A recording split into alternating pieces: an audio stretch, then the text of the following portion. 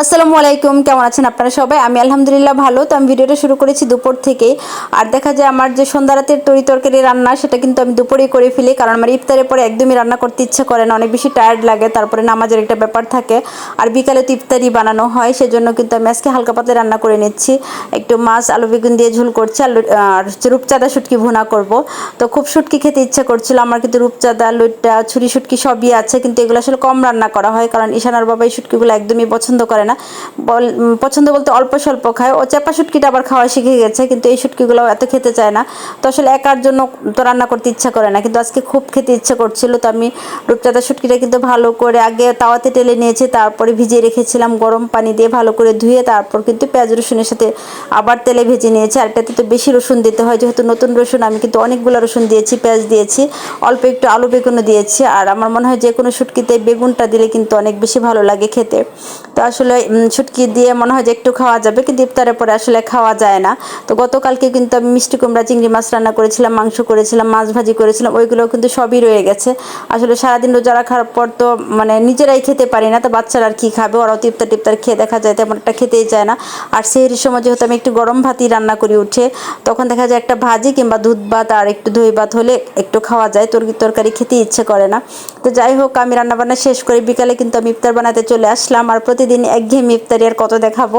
আসলে করার কিছু নাই, ভিডিও যেহেতু দিতেই হবে তো দেখাতে তো হবেই।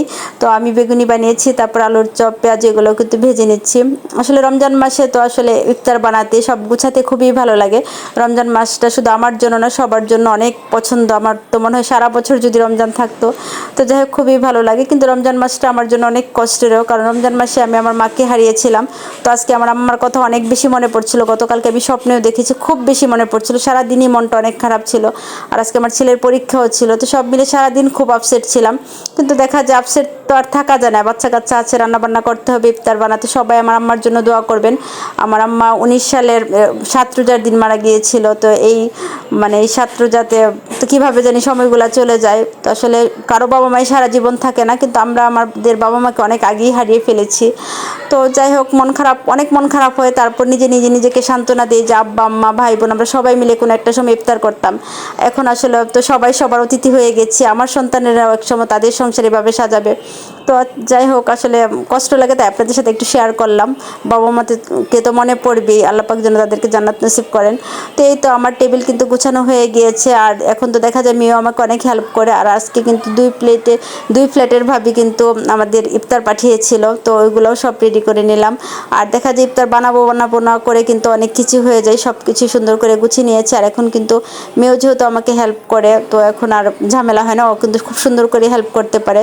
প্লেট টেট সাজানো, শরবতটা ঢেলে দেওয়া সবই মোটামুটি পারে। তো যে যেখান থেকে আমার ভিডিওটি দেখেছেন সবাইকে অসংখ্য ধন্যবাদ। ভালো থাকবেন সবাই। আল্লাহ হাফেজ।